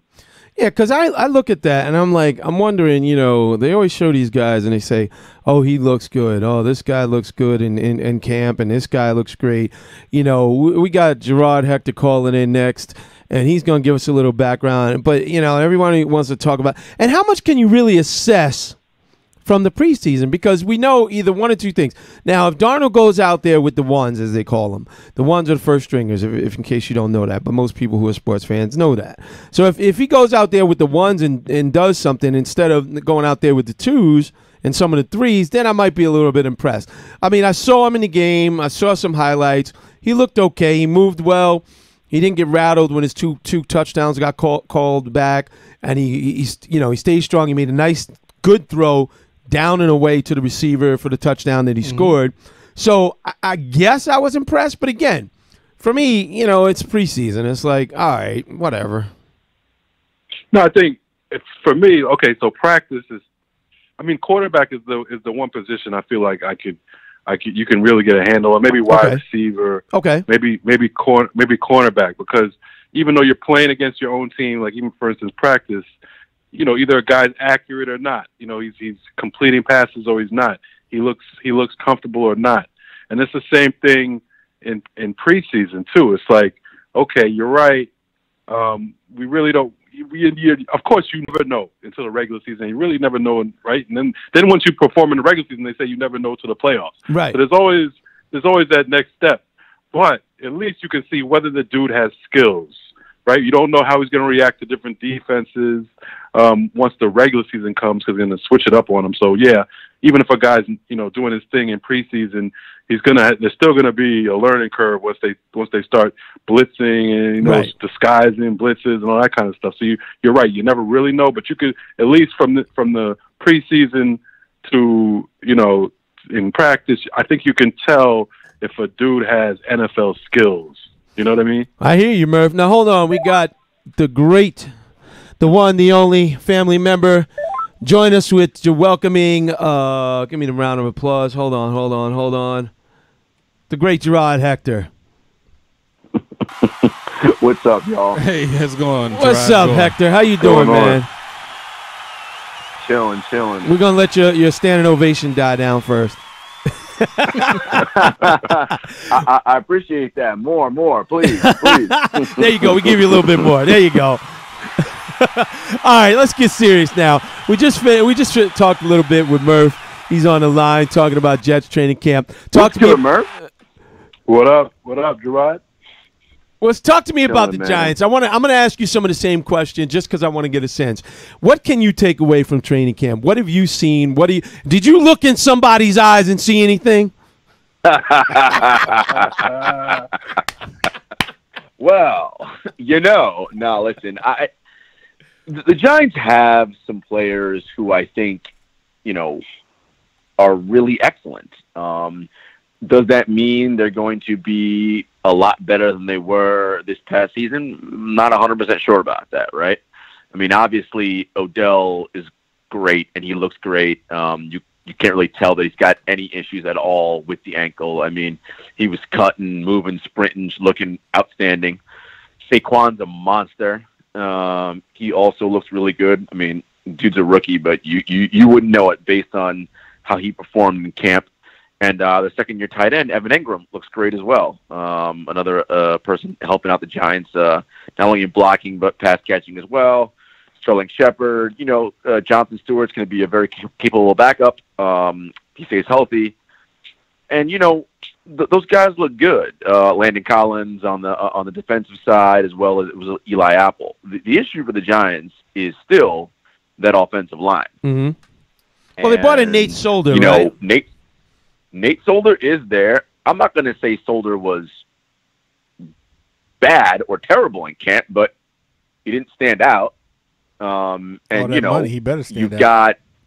You've got Belichick always gets rid of his guys a year too early. What they say, quote unquote, a year too early. Yep.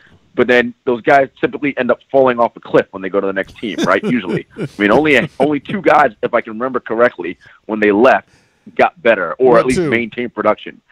Richard Seymour and Vince Wilfork when the Wilfork came back. That's fair. Yeah, that's fair. So I don't. Wilfork won because he was like 500 pounds and he stood in the middle of the line.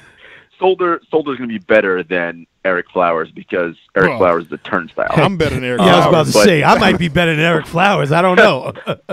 Listen. I mean, I'll chip him for a second. Eric Flowers with Swiss cheese, man.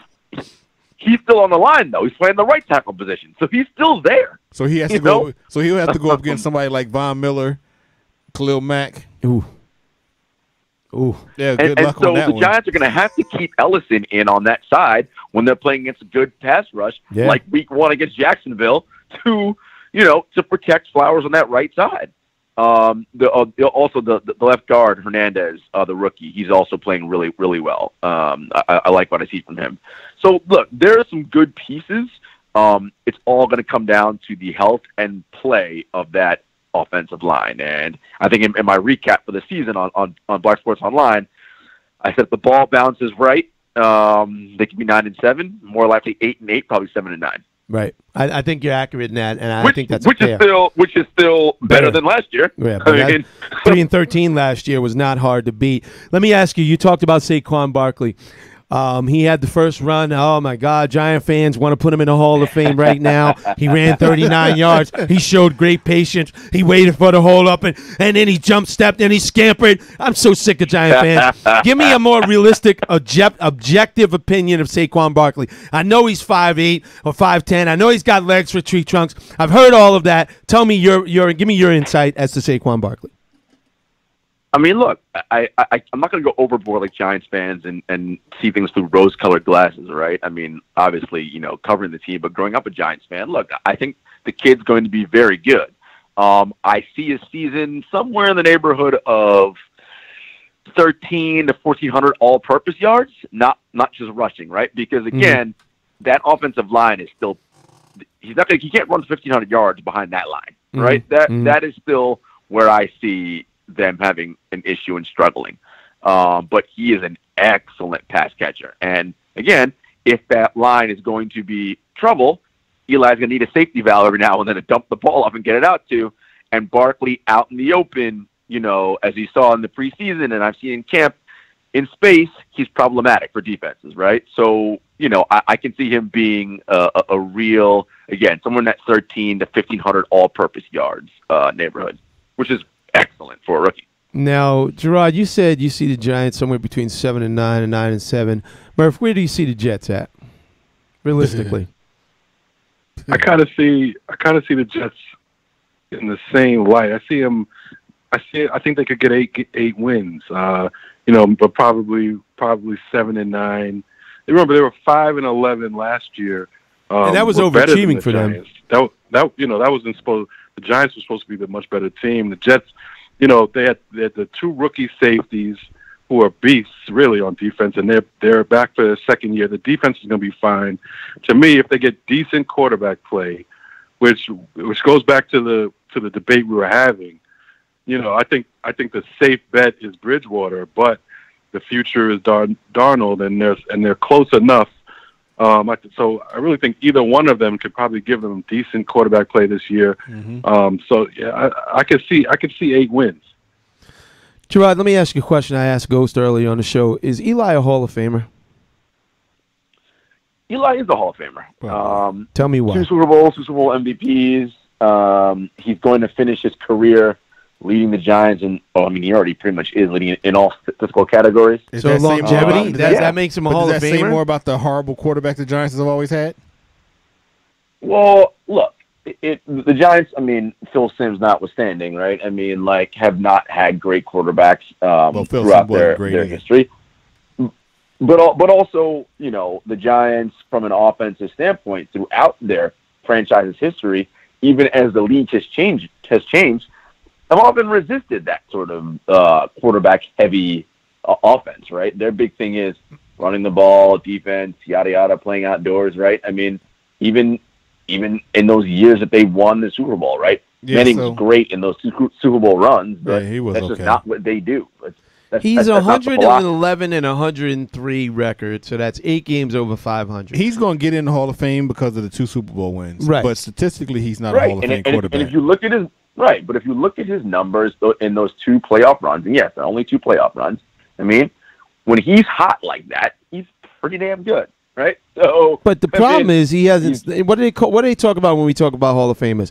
Longevity. Did he do it over the long period of time? Just because you get 2 great Super Bowl runs, does that mean you should be one of the 310, 320 players to get your Canton bus in the Hall of Fame again? But let me say, I'm not an Eli Manning fan. I never have been. But he does have the 2 Super Bowls, and when you look at his career, he does kind of stack up, as far as career numbers. I mean, he's sixth look at his career numbers. Yeah, he's sixth all-time passing yardage. I know the game is different, but he's ahead of Ben Roethlisberger. You know what I'm saying? He's ahead of Phillip Rivers. So, and I'm not even, that's just yardage. I'm sure if you look at completions, touchdowns, he's there also. So I think he's pretty much a no-brainer to be a Hall of Famer. Whether we like it or not. He's got 339 touchdowns. The other thing is, when you talk about Hall of Fame, is there's different classes and levels within the Hall of Fame, right? Like, so you're in the Hall of Fame, but then there's those special rooms. He's not in a special room, but he's in the Hall of Fame, right? He's nowhere near the level of he should Brady be in the front lobby, dudes, like soon as you walk in the Hall door. of Fame. Listen, have you guys been to the Hall of Fame? No, I haven't. Okay. So you think what's a good percentage for the Hall of Fame quarterback to complete? See, that's what I'm saying. He only completed 59.8. You got to be at least 65% or better in today's age, where you can't touch receivers, where the field's wide open. Defenses have to play back, and you can't complete 65% of your passes. I think that's unacceptable. He's eighth all-time touchdown passes, bro. You know what I mean? Like, what are we gonna do? Yeah, I was gonna say, you're not gonna keep there's no way you can keep it around. And I'm saying with the two Super Bowls. I agree with you, Murph. Yeah. Don't get me wrong. I agree with you. I just don't like it. I'm not an Eli guy. I think his game. I think his game is one of the ugliest games there is for a quarterback position. I remember even in his prime, he would close his eyes and throw it deep. Absolutely, hope something good and happened. Just chuck it up there and hope for the best. It is what it is. He got lucky enough. All right, since we're talking all right, y'all are going heavy on the Eli slander. It ain't that terrible. Jesus, it is. You make it sound like he's some bum on the corner of the street that you play pick-up football with. Good Lord. He's led the league in interceptions 3 times. There you go. Listen, yeah, I'm sure. Yeah, he might. I'm sure he's up with the leaders of interceptions. Let me check interceptions. Now, since we're on the talk about Hall of Fame, did you guys watch any of the Hall of Fame speeches? I saw some clips. Yeah. Okay. I saw Randy Moss's whole one, and then once Ray Lewis was coming on, I couldn't do it. You know what? Hey, I couldn't do it either. That's the only one I haven't watched, with the exception of Earl Eck. I watched Moss, I watched Dawkins, and I watched T.O.'s actually. What do you think about T.O.'s comments about he did it to take a stand against the writers, of which you both are? Not that you have Hall of Fame votes, but you're a writer. What do you think about T.O.'s comments? Listen. T.O. has, a group of people that clearly do not like him. But the one thing you cannot say about him, T.O. never got into any sort of altercations or problems off the field, right? The dude was never arrested, never got into any of those types of things. So all the language and pejorative terms that writers would use about him were, unfair a lot of the times, right? I mean, this dude was, if you look at his stats, good Lord, he's a no-brainer Hall of Fame. First ballot. He should have been. One of the best receivers to ever do it, and should have been first ballot. Yep. But that's my problem with many of the people who, and these are some of our colleagues in the business who cover baseball and football. They think they're gatekeepers of the game. The guardians of the Hall. The game doesn't belong to you, right? Like, it doesn't. Your personal vendettas and whatever against people should not guarantee or dictate whether they get in or not. The criteria is, do their numbers and stats and their plays stack up? Yes or no? And T.O. was first ballot. So all that petty nonsense is ridiculous. That's why I don't think writers should have to vote. I think it should be people, players in the Hall of Fame. Murph, what are your thoughts on T.O.'s comments? Yeah, I agree with all you guys. I mean, I feel for him in terms of how he was treated by the media, even though he's nuts. You know what I'm saying? He is out there. He definitely wasn't the best teammate. He's a weird dude, and he's out there. He says all kinds of hold on, Murph. In his defense, if you grew up across the street from a man you didn't know as your father, and then man lives across the street and he's raising other kids, but you don't know your father lives across the street. With a whole other family. Yeah. With a whole other family. That's going to have some effect on your mental and emotional well-being. I didn't say he didn't have an excuse. I'm just saying he was nuts. That's not an excuse. That's a reason. He was nuts. And, he rubbed people the wrong way, which is fine. But I agree. Sports writers. Who cares? You know what I'm saying? Like, who are we? Who are we to hold somebody out of the Hall of Fame? Like, that's what makes sports great. Right. The meritocracy. You are what you what you are on the field, and that's that. So yeah, but I just don't understand. What he was trying to accomplish, because I mean, you're mad at the sports writers, so you don't show up to the Hall of Fame. I mean, that's kind of a fan thing. He accomplished nothing. I don't know what he accomplished with that. That was another weird thing to do, but whatever. He can do what he wants to do. He should have been first ballot, but he also shouldn't take it as hard as he's taking it. I don't think. Now, see, like I said earlier, off when we went on the mic, is that if I was him and he was that upset with the writers in the NFL for the way it was handled, he should have gave his little speech and told them they can keep their jacket and don't put my bust in that hall, because I don't agree with the way your whole process is going on. Don't accept it and get put in there if you have a problem with it. Right. If you're going to boycott, I mean, you're going to protest the thing. Protest it. Boycott it hard. I agree with that. I think you say, look, keep your bust. I don't need it. I knew I was a Hall of Famer before you ever anointed me as a Hall of Famer. I would have did my speech in Canton at the Hall of Fame. See, that's my thing. I would have picked my bust up and slammed it right on the stage. Wow. You want to prove a point? Prove a point. If you're gonna go all out, go all out. Like, don't half-ass nothing. I'm throwing the bus through the stage. Now that would have made a statement. That would have been a statement right there. And see, doing it in Canton, that would have been a classic moment right there. That's my thing. Why diminish your viewership when you know or a lot of football fans are watching, the league is watching? If you really want to make a statement, take your 25 minutes, or in Ray Lewis's case, 45 minutes, or what was it, 2 hours? Anyway, get up on stage, say your piece, say you all suck, and I'm in, and now I'm taking his bus and knocking it over. But they might have thought he was going to cut his mic off. See, I wouldn't even give a speech. I just walked up, slammed the bus, and gave the 2 fingers and walked off. Double barrel salute, bye. In them leggings that he used to wear when he worked out. With his abs hanging out? No shirt. Doing crunches in the driveway. Yep, right off the side of the stage. Right. Where's he at? Where's Jeff at? Oh, he's over there doing crunches. All right, now hold on. Let's get back to some serious football talk. And then I got a couple of basketball questions for you. Murph, I'll start with you. Which QB should we expect more from, Carson Wentz or Andrew Luck? Wow, man, I'm going to say Carson Wentz. We're familiar with the ACL. We know guys can come back from that. They're saying he's questionable now for week 1, and I wouldn't be surprised if Luck plays well. But the guy's been missing for over a year. The injury's mysterious. He couldn't throw for forever. So for Luck, I got to see him get through about 3-4 games even before I can be any kind of confident. Gerard, same question. Yeah, I'm going Carson Wentz. Look, are we sure Andrew Luck's good? I don't know. That's the question for me. I'm not sure. I'll tell you that. I mean, even when he was healthy, are we sure? I mean, is he that good? I'm sure he was good when he was healthy. A lot of interceptions. A lot. I agree with you, Gerard. I'm not so sure that he's as good as advertised. Let's put it that way. Right. He may be a good, solid NFL quarterback, but is he the next coming of Dan Marino as they try to make him out to be? No. That's what they had him at. No. They said this guy's a once-in-a-generation quarterback.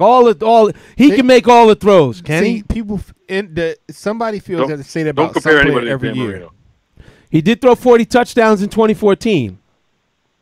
And that was 4 years ago. He did. How many interceptions? 20? 16. Oh, wait. 40 against 16. He's got. Yeah, that's why. That's what I'm saying. I think I'm. When he was healthy, and I don't know if he'll ever be that healthy again. But when he was healthy, I thought he was, a top 5 quarterback in the league. But see, my issue with it is. My question is, will he ever be that healthy? And part of what made him that good is that he could also run, almost like a running back. So yeah. I don't know if he's going to be that same guy. Look, and if they don't get him a line in a running game, he's going to be back there getting tore up. All right, let's shift gears real quick. We're coming up against it. We got about 17 minutes left in the show. WBKS1, the great Gerard Hector, the great Jamal Murphy joining us once again to give us their insight from the Jets and Giants camp. But we know them, folks. You know them as basketball aficionados, writers. You know, Murphy and I, Murphy hosts. He's the co-host of Bros Pod. And Gerard and I have sat in on Bros Pod with the Hall of Fame journalist, Bill Rhoden. And if you don't know Bill Rhoden, something's wrong with you. And Gerard Hector, look it up. And Gerard Hector is also a writer for BET Sports and Black Sports Online. So check out his work there. Guys, I want to get your opinion. Can the addition of Carmelo Anthony to the Houston Rockets take down the Warriors? Let's start with you, Gerard. I mean, it depends, right? It depends on what role Carmelo's going to play. Are they going to convince him that, my man, like, you are not a starter? You're going to rock with this second unit, and you'll feast on second unit type players when you get on the court. I think, GM Daryl Morey, Daryl's one of the better GMs in the game, but Daryl often looks at stuff sometimes so analytically from a math perspective. And I think when they shot those 27 and missed those 27 straight threes, Daryl was like, okay, if Melo's taking some of those threes, we make them and we win that series. And I get sort of that thought process, and that's probably true, right? If Melo's taking those threes instead of Ariza and Mbamute, you make a few more of them. You make a few more of them, you possibly beat the Warriors, right? I think they would have beat the Warriors if I understand where he's going, but, it's really going to depend on what kind of role you have Carmelo play, because we know he's suspect on the defensive end. No, like I said, if he agrees to come off the bench in the second unit, then I think they have a chance. Because if Chris Paul didn't get hurt last year, I think they had a good chance of beating Golden State in Houston in Game 7. Well, you all know I saw it in the Rockets' eyes all the way back in January. You did. You said it. He's gonna do it. You just didn't see that injury of Chris Paul's hamstring. That's what you missed. But now, Murph. That's what I missed. I missed that one. Now, Murph. Can they convince Carmelo to come off the bench? That's the question. And do you think that that's a conversation that they've had with Carmelo prior to signing him, or would it be wise to have had that conversation? I mean, whether you start or you go to the bench, it's a part of the game. Like it's a natural part of the game. I think this is like a made up controversy about whether he'll come off the bench. Well, wait a minute. Hold on. I don't know. I don't care whether he comes off the bench or not. Like, who's out there? What are the 12 guys? You start the best 5 guys. If you want to strategize and say, we want to make our bench a little stronger, and we want this guy to come off the bench, that's fine. So, to me, the whole thing was a fabricated story. I mean, in OKC, they were asking. It was a media versus Carmelo thing. The media wanted to humble. They kept asking him, do you want to come off the bench? It wasn't a real story like Donovan asked him to come off the bench, and he said absolutely not, and there was a fight, and you're reporting on the story. It was just the media wanting to humble him, and he was like, nah, I'm not going out like that. Like, don't ask me about But what is it to me? You've covered the Knicks and the Nets, and Gerard, you've been in locker rooms. What is it about Carmelo that makes him such a target? Because even when he played, everybody said, oh, he forced his way out of Denver. A lot of players have forced their ways off of teams. So that's not a new concept. Most notably, Kawhi Leonard just did it most recently. He forced his way out of San Antonio, but he doesn't seem to be getting the sort of criticism that Carmelo got. And then even when he was in New York, Carmelo played well for the Knicks. He was leading scorer. He improved his defense. Knick fans couldn't seem to stand him. And now, when he goes to OKC, what is it about Carmelo, Murph, that makes him seem to be this unlikable character? I don't understand. I don't know. I think it's way deeper than basketball. I think it's like he's definitely a confident dude. I think it comes across as cocky to some people on and off the court. But, you know what I mean? Like the la thing. I got friends of mine who straight up jealous that he's with Lala. Straight up. You know what I mean? so I don't know. I can't speak for everybody, but I think there's all that, and then there's the hateration of non-basketball players who are going to say, "Oh, you never won a ring," blah blah blah, and the Knicks hurt him. If you're a confident player and you go to the Knicks, it was a horrible organization. He couldn't. He could barely get into the playoffs with that squad. They never gave him any kind of player, close to his level. That's what I'm saying. I mean, the year the year he had his best year, the second best option was J.R. Smith. Gerard, can I give you guys a little insight as to why I think people don't like Carmelo? Give it to me. I'm going to go with this. I think it goes to the draft. I think it goes to the draft that came out. A lot of it is hate. But remember when Linsanity was happening? Yes. Back in New York. Yes. And which was a joke. When Melo was asked about it, he was kind of just like, sort of throwing cold water on it. Well, he's right. He was right though. Wait, and again, he was 100% correct. Because look, I've covered Jeremy Lin. Jeremy Lin's a good guy. Jeremy Lin, if he is your 1A or your second best option in your team, you ain't winning no championships. You got a problem, right? All right, that's just a fact. Okay, but I think everyone fell in love with that story. And you know how some of our colleagues in the media like to spin narratives, and then it spills out and everyone accepts it as gospel. When anybody goes against the grain of the storyline, this one's a malcontent. He's a this, he's a that, he's a that. And it's not that he's a malcontent. He's like, if you're trying to win, you got to get me the ball. Because let's keep it 100. Carmelo is one of the greatest scorers of the basketball this league has ever seen. Yes. Like, has ever seen. Like, go back and look at Denver Carmelo and even Knicks Carmelo. That dude gets the ball. He can get 18, his shot. 20 feet. He jab steps, shoots it. He bullies you down on the block. I mean, he is relentless. Right, and he's in his prime because he's no longer there. Let's be honest. Right, absolutely. He's not even close to the same player he was. He's a 6-time All-NBA guy. His last All-NBA season was 2013. So you could really say, the last 4 years or so, he hasn't been the same guy. But when he was that guy in Denver and early in New York, he was more than just a ball stopper, as everybody likes to say now. He was more than just a jab step. He used to, he could take it to the hole. You're right. He could take you on the block, and he could shoot. He was a complete scorer. And I just, when I hear people talk about him now, they act as if his whole career he's just been some stationary shooter or something. People, it's a case of how quickly we forget. I think I think he's also cursed by the draft class he came out in. With Wade and LeBron, and he was held in that light. What's Wade doing right now? Yeah, but Wade got championships. Wade's got championships. Wade won the ring championship first, early. Right, and he played. Wade had that incredible ring by himself, but then he got a few more playing with LeBron. Yeah, but I'm saying he's lumped into that group, and that's the hard part. So he's the underperformer of the group, in their eyes, or the disappointment of the group. Wade has had a better career. Well, I'm trying to think of guys. Let's think of guys in Melo's, not just his class, but his that time period that are better than him. Besides LeBron, you got Wade, and I guess you got to go Chris Paul. Yeah, but but people's eyes, they're gonna lump him into that one class. 'Cause that's who came out with, and the two people who they're gonna put them together with got rings. Granted, they got them together. Yeah. Wade got his when he had Shaq. Like LeBron, and LeBron shouldn't even count. And Carmelo never had that supporting cast, but you know how Knicks fans are. Right. And they're going to look at it as, oh, wow, you're lumped into there and you're not matching up to that. Well, it's like a family that have kids. One became a doctor, one became a lawyer, and the other one's just a broadcaster on ESPN. They're like, well, you didn't do anything. and you know what I'm saying, Murph? It's like, you didn't do anything, And he won a championship with Syracuse. Right. So they had high expectations for him to come out there and dominate. That's true. So it was a whole different thing. But I was looking at what if he were drafted like he should have been by Detroit, and they didn't draft Darko? He would have probably had 2 rings. Yeah, it's about All right, let me ask you this final question before you let you go, guys.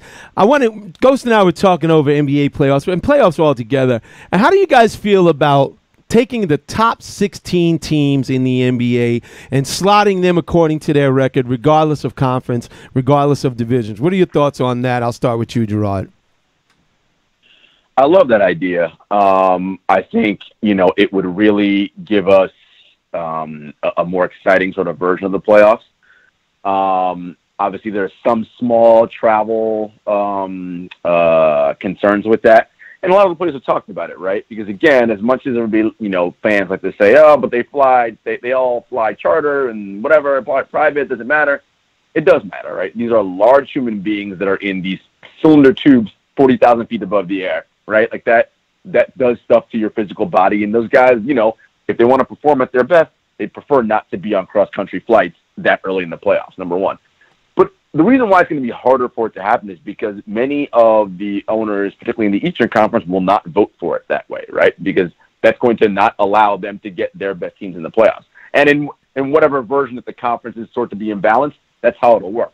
They'll say, look, the year when our conference stinks, we're going to get no one in the playoffs. We don't want that, right? Because that means what? Lost revenues, et cetera, et cetera. So Right. it's going to be a hard one for Adam to pass. And Adam Silver's a great commissioner, and they're doing great things with the gambling partnership and all that stuff. I think this one will be a tough one for them to pass, again, namely because of the idea that some of those owners are going to say, oh, wait a minute, now we're losing out on playoff revenue because of this playoff reseeding.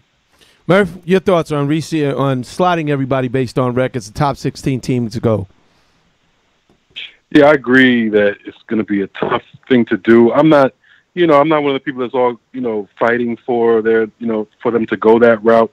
I'm still a little old school. Like, I don't mind, I kind of like the East versus West thing. Yeah, you're going to have certain situations where the East is terrible, like probably the past 5 years. But, it is what it is. I don't mind the way it is now, really. We just it just makes the Western Conference playoffs that much better. Yep. And I don't see it happening. I agree with Gerard. I don't see it happening. All right, gentlemen. Murph, I'll start with you. Let the people know where they can find you. Find me on Bill Roden on Sports, co-host with the legendary Hall of Famer Bill Roden, and check out my writing at cbslocal.com. And Gerard, let the people know where they can find you. You guys can find me at blacksportsonline.com, bet.com, Talking Noise on Twitter, at JS Hector. You can also hear me in the Seven Footers podcast and occasionally on MSG Networks. Hey, guys, we got to get you in the studio. We keep talking about it. I know, Gerard, you're a New Jersey guy, so it's easy for you. We got to get Murph out of New York. We got to get you guys down there. Come down there, and we'll do a whole show together. I'd love to do that sometime. So definitely. Thanks for calling in, though. Yeah, we always dope, appreciate you. Thanks for making the show better, and we will catch you on the next go-round, all right? Thank you. Guys, take it easy. All right, have a good All night. right, gentlemen. Thank you. All right, that's the great Gerard Hector and the great Jamal Murphy, regular Great guys. contributors to the In the Game podcast, In the Game Sports Show, and we do appreciate their time, especially coming on late and sticking with us through for the last 20, 45, and 35 minutes, respectively. Ghost, what's coming on, man? I mean, how do you feel about football season? You feel strong? You feel, we talked about it off air, but let the people know how you feel. I don't feel anything football season. And why is that? If you don't mind me asking. Just the way they handled Colin Kaepernick for last year. The way they handled the whole bringing awareness to the issues. That's my whole. I'm just not excited for it. I haven't been excited for it. I'm excited for fantasy. Mm-hmm. That's it. I agree. I'm not excited for football. And I hate to say this, but in full transparency, my fandom for Dallas Cowboys. I'll say this, goes for the first time in my life, and you know me. We've done this show for 8 years together. Mm-hmm. You know what a Cowboys fan I am. You know how I roll ups and downs with this team in the past. And goes, for the first time in my life, I will honestly say I was embarrassed to be a Cowboys fan. I don't care when they were 1-15. I don't care when they lose in the playoffs. I don't care when Tony Romo botched the snap. I can deal with all that. But right now is the first time in my life that I'm embarrassed to be a Dallas Cowboys fan. Yeah. And that's just how I feel. And I'm feeling some kind of way, and it feels like they keep pushing me away and keep pushing me away. I've loved this team my whole life. And it's a real sort of, because Jerry don't know how to shut up. Sports is about emotion. It's about a feeling. It's about a passion. You want to be connected to your team. You love these guys. The way they treated Dez, the way they're bullying players. I don't like it. I'm not a fan of it. And it's really pushing me in the wrong direction toward not being a Cowboys fan at all. Yeah. And if you would ask me that at any point in my life, even up to last year, I would have said I can't see it. I'll put it like this. I'm loyal to my usually my teams. Basketball, I like Miami. I like Miami because they have Wade. I'm a huge Wade. I'm more of a player fan since the whole debacle with Allen Iverson and the Sixers. After that, I was like, you know what? I like players. I follow players if I like players come out of college, right. I follow them where they go when I want to win. I follow Wade in Miami, so I still follow Wade as long as he's in Miami. I like LeBron, so I follow him there. So I really don't have a team in the NBA. I have teams that I want to win and I'll watch. But in baseball, if I wouldn't like the Yankees, I'm not liking baseball no more. Yeah. I would never like another team in baseball. Well, listen, don't get me wrong. And with the Cowboys, if I'm not going to be a Cowboys fan, I'm not going to like the NFL. I mean, I'm not going. I can't just say, "Oh yeah, I want to see the Giants win now." I won't do it. I'm just not going to be a fan. You know, of the that's interesting because I've never thought about it from that perspective. If I was not to root for the Cowboys, I think I would still probably watch football, not as avidly as I have in the past. I would watch it as a casual fan, and I could probably take it or leave it. You know, and see, that's the one thing that I don't think you don't want indifference. I'm indifferent to him. And see, that's what I'm saying. As an NFL, the NFL doesn't want indifference because it means you don't give a shit either way. No. I haven't watched the game, and I watch highlights because we got to talk about it on the sports show. But as far as me sitting down saying, "Oh, I need to watch the game," and see, that's the part. I didn't watch Super Bowl. I didn't watch the playoffs. I didn't watch none of the games during the regular season. That's the part that the NFL doesn't realize. It's not just a certain demographic. There are other demographics that are not watching football, and it's not because guys are taking knees. No, it's not. It's because the way you're treating guys that are taking knees. And the NFL, Roger Goodell, and all 32 owners suck.